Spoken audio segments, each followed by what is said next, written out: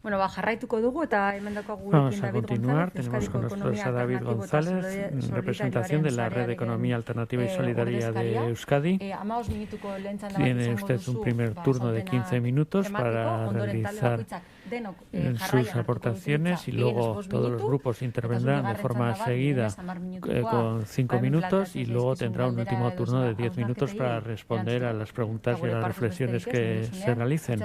Y nada más, cuando usted quiera, encienda el micrófono y... A ver, vale. Vale, pues muchas gracias por el ofrecimiento de comparecer en esta comisión del Parlamento Vasco, en la Comisión de Desarrollo Económico e Innovación, para dar algunas aportaciones sobre la Ley de Desarrollo Rural, en nuestro caso desde una perspectiva de economía social y solidaria. Mi nombre es David González y vengo en representación de REAS Euskadi, organización de la que soy miembro de su junta directiva. Somos un conjunto de empresas y entidades sociales sin ánimo de lucro que apostamos por una economía basada en el cuidado y el bienestar de las personas y el entorno en el que vivimos, desarrollando actividades económicas que ponen la vida en el centro. Actualmente en REAS Euskadi estamos unas 85 entidades y somos unas casi 23.000 personas aproximadamente, que bueno, con una actividad económica como la que aparece ahí. Históricamente hemos sido conocidos sobre todo por empresas que trabajaban en el ámbito de la inserción sociolaboral, pero también contamos con diferentes empresas en otro tipo de sectores, como pueden ser las finanzas, en el caso de Fiare Banca Ética, en el energético con cooperativas como Goyener, y luego también en el sector primario y en la industria agroalimentaria, en la que estamos diferentes entidades, como pueden ser pues en Vizcaya, Labore o Sustraya, cooperativa de la que yo formo parte, que por un lado nos dedicamos a temas de asesoramiento en transición hacia modelos agroecológicos y por otro lado pues estamos desarrollando también en la localidad de Zigoitia un proyecto productivo relacionado pues con los manejos de agricultura y ganadería regenerativas y proyectos agroecológicos en general. Nos encontramos en un momento crítico en la historia de la humanidad y esta es una época en la que es importante que adaptemos las políticas públicas a los grandes retos y desafíos que tenemos por delante en los próximos años. En los últimos lustros, aproximadamente desde el año 2008, en que comenzó la crisis económica mundial, hemos entrado en un periodo de inestabilidad en el que pues, quizás los aspectos más conocidos sean los relacionados con la crisis económica, pero también con todos los problemas energéticos, que no dejan de ser sino pues una evidencia también de que estamos en un momento de un choque contra los límites biofísicos de nuestro planeta. A las conocidas amenazas del cambio climático y de la pérdida de biodiversidad tenemos que añadirle también otra serie de amenazas, como son pues todo el problema relacionado con el agotamiento de los combustibles fósiles y de otras materias críticas, como estamos viendo sobre todo a lo largo de este año, relacionadas con la escasez de recursos, que estamos viendo pues en problemas relacionados con la falta de chips, con la falta de polímeros, de cobre, de litio. Estamos viendo también todos los problemas que está habiendo en los últimos tiempos en lo relacionado con todo el gas. Que esto pues lo que nos viene a anticipar es pues una crisis energética en ciernes que tenemos ya gravemente, que la propia Agencia Internacional de la Energía nos decía el año pasado que en el año 2018 llegamos al pico máximo de producción de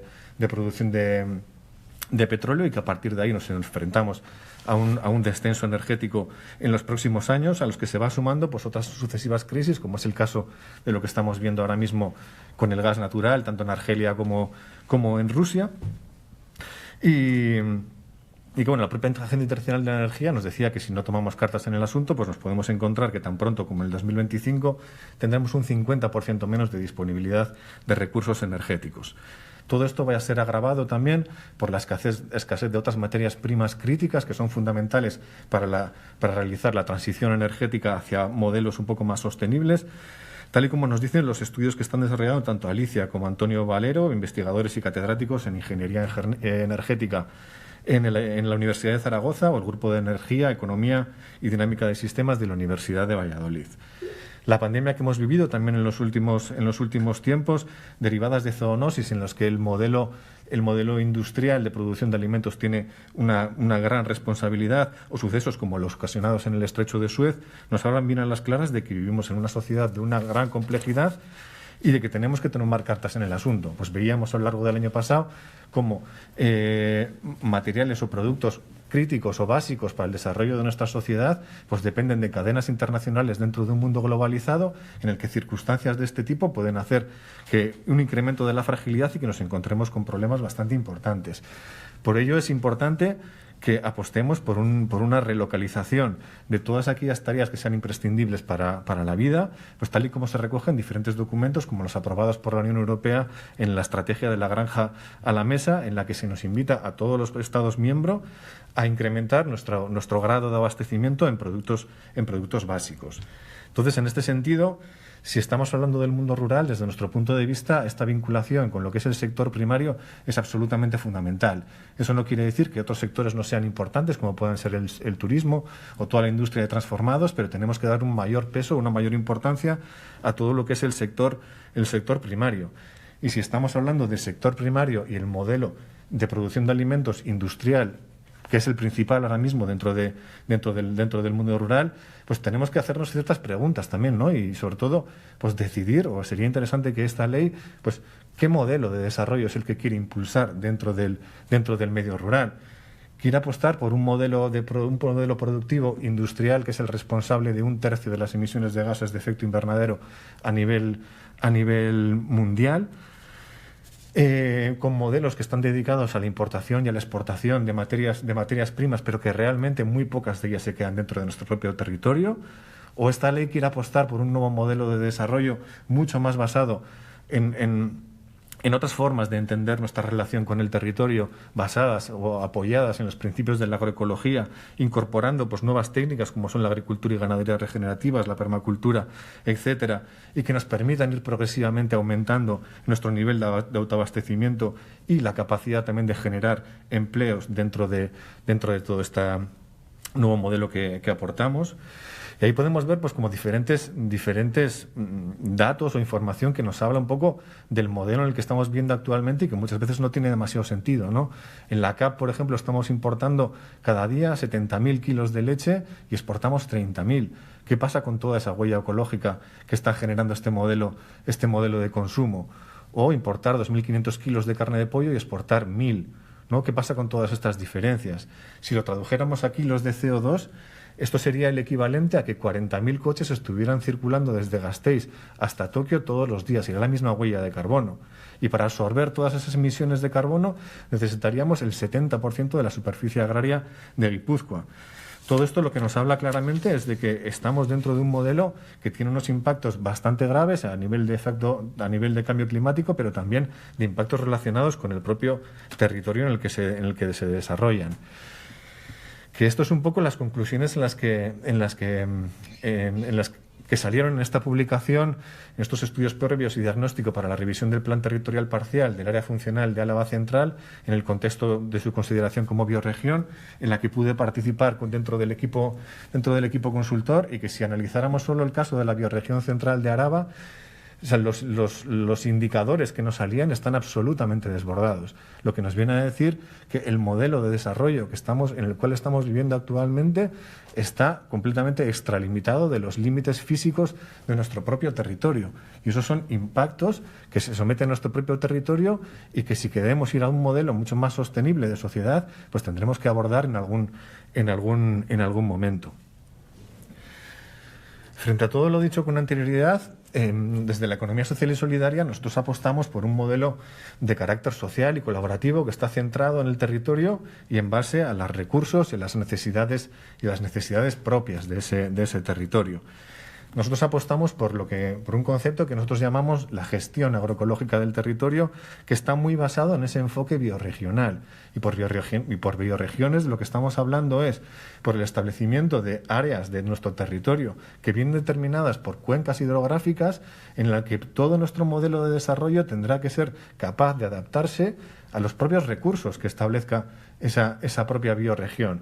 Y dentro de esos límites es donde tendremos que desarrollar nuestras propias actividades y nuestras necesidades económicas, tratando de equilibrar la huella ecológica con la biocapacidad de la bioregión. Y para ello será necesaria una gestión sostenible de recursos estratégicos como son el agua, como son el suelo fértil, la biomasa, la biodiversidad, el paisaje, etcétera, tratando de buscar un equilibrio entre las actividades humanas con los territorios basado en una gestión integral del mismo. Y para ello necesitamos también un modelo económico capaz de generar un espacio seguro y justo para la humanidad, como nos recuerda Kate Raworth, donde se puedan garantizar las necesidades básicas, como son comida, vivienda, salud, en el marco del desarrollo humano local, desde los principios de la economía social y solidaria, es decir, priorizando la satisfacción de las necesidades de las personas por encima del lucro. Y la forma en la que estamos trabajando todo esto es por medio del desarrollo de pequeñas cooperativas que gestionan el territorio desde una perspectiva agroecológica, pero que se apoyan en los modelos tradicionales de gestión comunitaria, pero todo ello actualizado con herramientas como son la agroecología, la permacultura, la agricultura y la ganadería regenerativas, permitiendo la regeneración del territorio con criterios de sostenibilidad, justicia social y economía social y solidaria. Y por último también dentro de los ejes en los que estamos trabajando sería en modelos que son eficaces en la lucha contra el cambio climático. Después de los océanos, los suelos son el mayor sumidero de carbono que tenemos en el planeta. Pero claro, los suelos, cuando son gestionados desde un punto de vista de la agricultura industrial, se convierten en un emisor neto de gases de efecto invernadero. Con las propuestas agroecológicas lo que hacemos es que se pueda dar un cambio y realmente pasar de ser un emisor a ser un sumidero. ¿Cuáles son, desde nuestro punto de vista, algunos de los retos y dificultades a los que debe de abordar esta ley? Pues un problema grave que nos encontramos en el medio rural es la falta de relevo generacional. Nos encontramos con un sector bastante envejecido, muy masculinizado, y que es muy poco atractivo para la gente joven. Pensamos que son modelos en los que se trabaja 365 días a lo largo del año, que no hay fines de semana, que no hay vacaciones, y son modelos absolutamente individuales, en los que trabaja una o dos personas en la explotación. Esto hace que sea muy difícil que haya un relevo generacional o que haya gente joven que quiera participar de todo este modelo. Y la gente pues ya viene de otra cultura y tiene otro tipo de necesidades. Y luego nos encontramos también con un sentimiento de soledad que es bastante fuerte dentro de los productores y productoras dentro del mundo rural, y con problemas a los que esta ley también debería hacer frente, como son pues todo el problema de acceso a tierras. Es muy complicado poder acceder a tierras si eres una persona joven, o problemas también relacionados con la vivienda.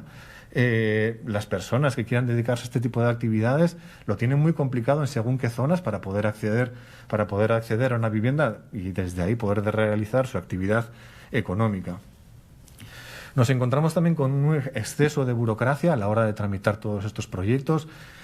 Como os comentaba, recientemente hemos constituido una nueva cooperativa en la que estamos produciendo alimentos aquí en Ciegoitia, y el proceso de constitución de la cooperativa, porque además lo estamos haciendo de manera cooperativa y utilizando herramientas innovadoras, está siendo un auténtico infierno el poder conseguir todos los permisos necesarios para poder desarrollar la actividad económica, y todas las trabas administrativas que se sufre cuando estamos hablando de proyectos que tratan de ser innovadores y no existe una casilla en la que el funcionario nos pueda registrar el tipo de proyecto que estamos relacionando, porque está todo desarrollado y diseñado desde una óptica que proviene desde la agricultura industrial. Y ir a modelos que son mucho más complejos, mucho más diversos, pues resulta que es un problema bastante grave a nivel de gestión y de tramitación de todo esto.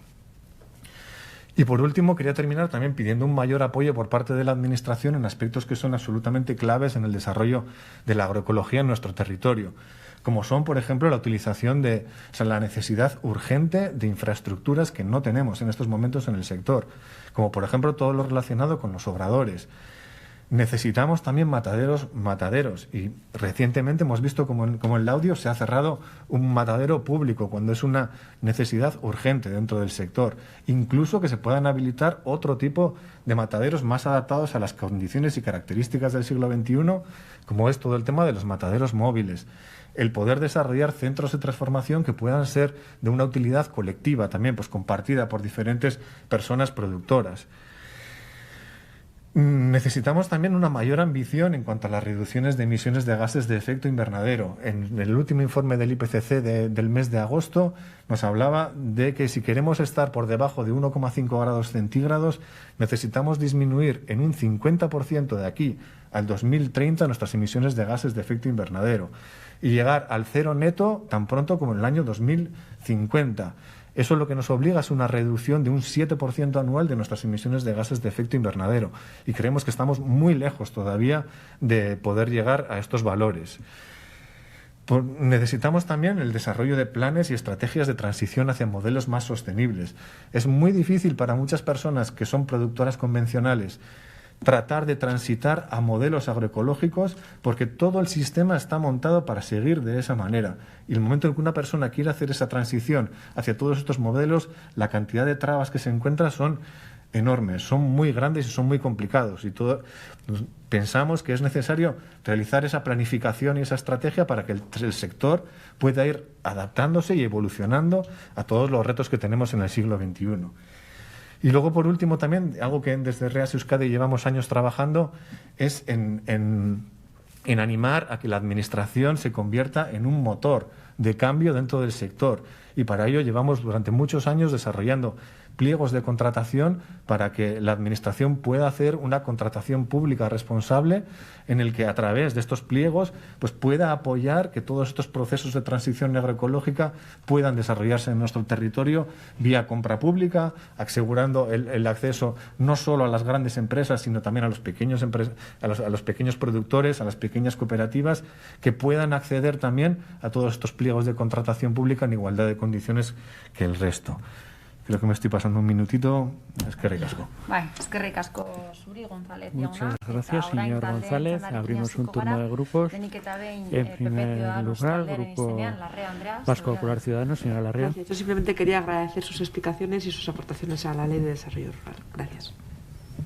Eskerrik asko Larrea. Muchas gracias, señora Larrea. Elkarrekin Podemos Izquierda Unida.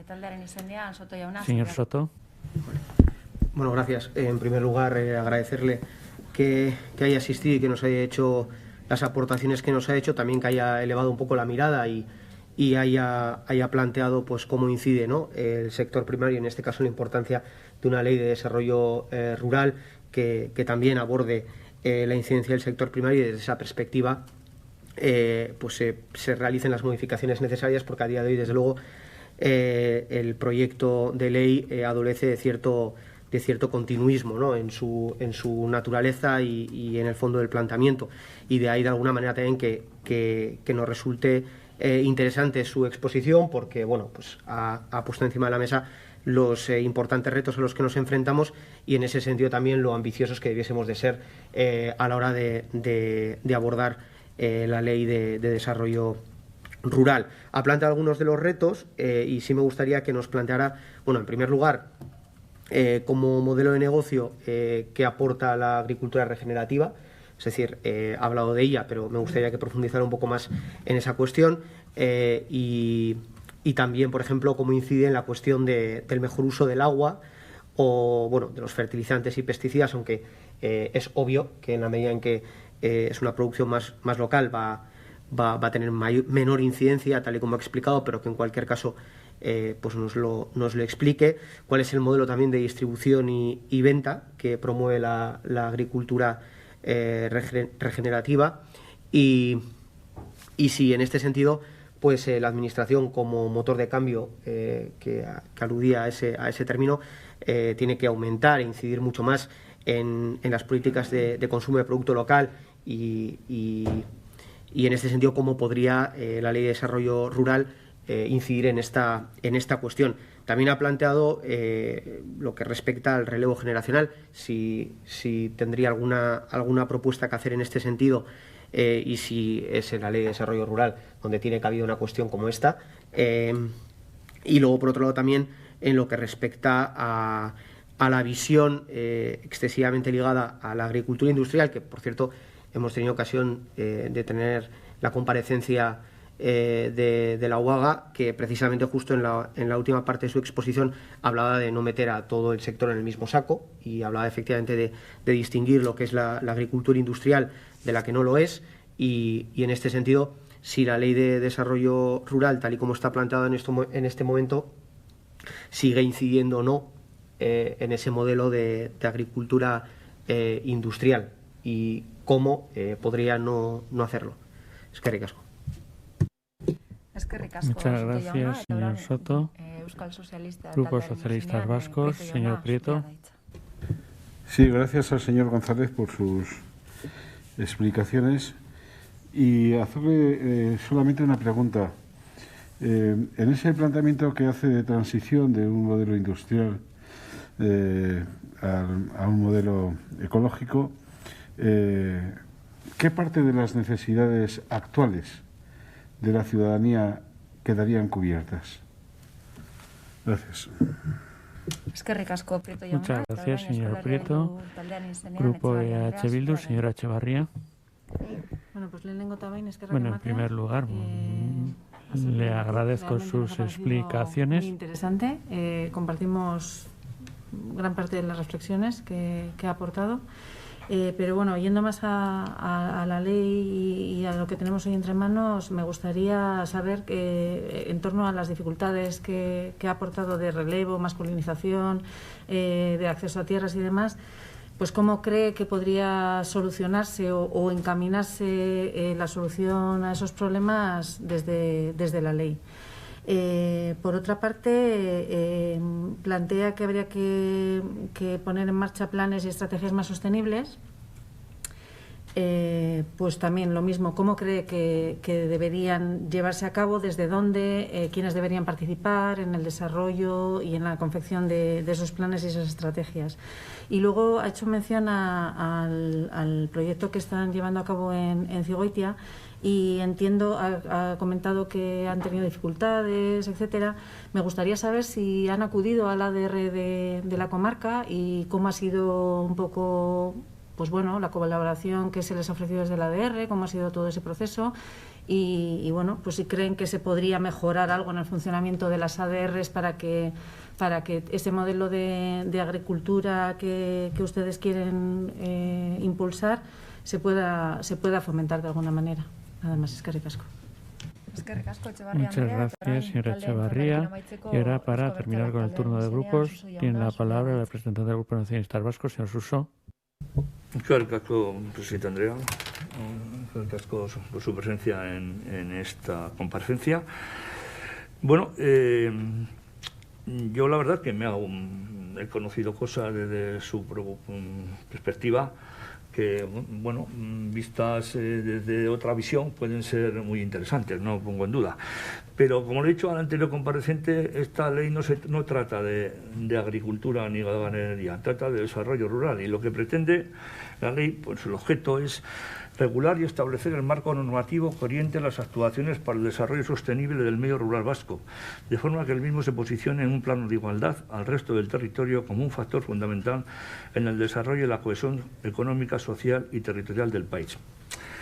Es decir, nacemos de una posición que ya existe, de un modelo que ya existe. Yo, cuando usted estaba trasladando su propuesta, me ha venido a la cabeza pues cuando era un crío, fíjate, ya ha pasado tiempo, pero en mi pueblo, yo soy de un pueblo, y había vacas y había bueyes y había maquinaria casi toda de la marca Juria, que era la marca vitoriana por excelencia, y bueno, pues los agricultores llevaban explotaciones pequeñas, sostenibles, no sabíamos lo que era el glifosato, no le cuento ni los herbicidas, ni los insecticidas, ni mucho menos, ¿no? Pero claro, aquello ya han pasado 50 años, después vinieron los tractores comunitarios que compartíamos entre los diferentes vecinos, fueron desapareciendo las explotaciones ganaderas más pequeñas para hacerse más especialista en la ganadería por un lado y la agricultura por otro. Y en el año 86 entramos en la Unión Europea. Lo recuerdo perfectamente. Yo trabajaba en la UAGA en aquel momento. Y realmente no sabíamos si nos venía el diluvio o nos venía la lotería. Lo que sabíamos es que venía un cambio radical en el modelo agroalimentario. Y en ese sentido, bueno, pues competimos en una globalización con unos modelos que no digo que no se puedan implementar de otra manera en nichos, por decirlo así, pero que es muy difícil esos modelos trasladarlos a una economía real. Vivimos en la forma que vivimos, la agricultura compite, usted decía que llegan 70.000 toneladas de leche todos los días de Francia, concretamente, y van para allí 40 y tantos mil, ¿no? Efectivamente hay un flujo y cambio, digamos, de CO2 que se podía evitar. Pero mover esa realidad es bastante complicado, ¿no? Y de eso, de la parte agrícola, pues no lo vamos a solucionar en esta comparecencia. Lo que a mí me interesa es que la ley de desarrollo rural, permita a los habitantes del medio rural vivir en condiciones parecidas a los del medio urbano, porque parece que todas las modificaciones se tienen que hacer desde el medio rural. No lo digo por usted, digo en general. Los agricultores tienen que emitir menos CO2, los agricultores tienen que tener más zonas de reserva en su ámbito geográfico para que allí la naturaleza vuelva a revivir. Los agricultores, las zonas rurales tienen que ser, digamos, la salida habitual de los fines de semana. Yo soy alcalde de Leza, y ayer pues estuvo lleno, y el domingo y el sábado en La Guardia, que es el municipio más pegando al de Leza, pues no se podía aparcar, o sea, estaba todo lleno hasta la bandera, ¿no? Entonces, bueno, tampoco queremos ser la salida al medio urbano para mantener la naturaleza, siempre que eso no tenga un rendimiento. Si tiene un rendimiento, digamos, pues los ciudadanos del medio rural también, bueno, podrán tener una calidad de vida mejor de la que tienen, ¿no? Por eso creo que tenemos que vivir la realidad que vivimos, y sobre la realidad que vivimos lo que queremos trabajar es que el medio rural se acerque cada vez más en servicios, no en forma de vida ni en la forma de hacer las cosas, al medio urbano, de tal manera que haya una buena educación, que haya una buena sanidad, que haya unos servicios adecuados por parte de los ayuntamientos y los puedan prestar y demás, ¿no? Por eso creo que, bueno, le agradezco su comparecencia. Usted tiene una visión en este momento que cree, de alguna manera volvemos a una posición anterior, pero nacemos de la que estamos, y ir a esa posición yo creo que es francamente difícil, pero bueno, no le animo a que lo siga intentando, lo veo difícil, pero le animo a ello. Muchas gracias, señor Suso. Y una vez concluido el turno de grupos, tiene usted de nuevo la palabra durante 10 minutos, señor González, para responder a las preguntas y dudas que se han planteado aquí. Vale, bastante complicado responder a tantas preguntas en 10 minutos, pero vamos a intentarlo. Vale, comentábamos de qué es lo que aporta la agricultura regenerativa. Bueno, a mí me parece que es más interesante pues poner un poco el contexto desde el punto de vista de la economía social y solidaria, y no solo de la agricultura y ganadería regenerativas, ¿no? Creo que es una visión mucho más amplia que nos habla sobre el modelo de sociedad y no solo sobre el modelo productivo, que era un poco la pregunta que me hacían también por este lado. Entonces, bueno, la agricultura regenerativa básicamente son una serie de técnicas productivas que están basadas en el incremento de materia orgánica dentro de los suelos por medio de unas prácticas que lo que tratan es optimizar los recursos disponibles en la parcela o en el propio entorno para tener el menor impacto posible pues sobre todo el resto del entorno en el que se desarrollan, ¿no?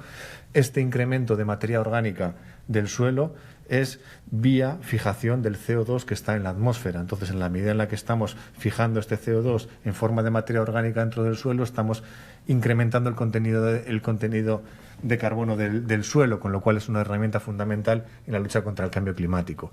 Y luego lo que nos aporta también es que por cada un 1% que incrementamos el contenido de materia orgánica de los suelos tienen la capacidad de almacenar 140.000 litros más de agua por hectárea. Y esto no es ninguna tontería en un contexto de cambio climático, con todas las repercusiones que eso tiene, ¿no? En cuanto a la mejora de un uso más eficiente del ciclo del agua, la mejora hídrica de las parcelas, etcétera. Nosotros entendemos o creemos en una sociedad en la que tiene que haber diferentes modelos, tiene que haber muchos modelos diferentes, no solo el que nosotros decimos. Me refiero al modelo de distribución y venta. O sea, tenemos un modelo que es el modelo de las largas cadenas de logística dentro de una economía globalizada, que es un modelo que en mayo del año pasado, consecuencia del COVID, estuvo a punto de quebrarse, porque eso es uno de los problemas que tenemos, situaciones excepcionales como este tipo, y que como consecuencia de la crisis energética que comenzamos a afrontar, pues es un modelo que es peligroso, porque nos está abocando a problemas de seguridad alimentaria. Y eso está pasando aquí y ahora en el planeta, en estos momentos. Entonces, Yo no digo que haya que terminar con este modelo, sino digo que también hay que ir desarrollando otros modelos que están mucho más basados en un contexto mucho más local y que apuestan por cadenas cortas de producción y de distribución de alimentos. Y eso, además, es una gran oportunidad para que en ese relevo generacional se puedan incorporar muchas personas, incrementando o dando más presencia a un sector que tiene bastante poco peso dentro de nuestra economía, que sobre todo es industrial y sobre todo es de servicios, y que la agricultura es una parte que tiene que tener un mayor peso que la que tiene en la actualidad. ¿Qué parte de las necesidades actuales que tenemos en nuestra sociedad quedaría cubierta con un modelo de este tipo? En ningún momento he pretendido con esta intervención apelar o apostar por un modelo autárquico, nada más lejos de mi deseo y de mi voluntad. Lo que estoy diciendo es que tendremos que adaptarnos a los recursos que tengamos disponibles en nuestro entorno. Y como dice mi buen amigo Juan Requejo, pues tendremos que apostar por modelos de autosuficiencia conectada. ¿Eso qué significa? Pues que tendremos que tratar de producir aquí la mayor cantidad de alimentos que podamos dentro de lo que nos permite nuestro territorio, pero que tendremos que estar conectados con otros territorios que nos puedan proveer de otros alimentos que podamos necesitar dentro de nuestra sociedad. Que no se trata de vivir aislados, sino que vivimos interconectados con otros lugares. Porque aquí podemos producir lo que podemos producir, pero hay muchas cosas que no podemos producir. Con lo cual se trata de incrementar la cantidad de producto que podamos producir dentro de nuestro territorio y destinado a la alimentación de la sociedad, porque gran parte de lo que estamos produciendo aquí se exporta para la alimentación de, por ejemplo, ganaderías industriales en otros lugares del mundo. Y desde nuestro punto de vista no nos parece que ese sea el modelo más sostenible por el que debamos de apostar. ¿Cómo solucionar los problemas que desde esta ley, todos estos problemas? A mí me resulta súper complicado porque no soy político, soy técnico. Y creo que estas son decisiones políticas que se tienen que tomar en esta mesa, lógicamente. Yo puedo dar mi opinión y puedo dar mi punto de vista. Y lo que sí que creo que es un poco que tendríamos que apostar por hacer esas planificaciones.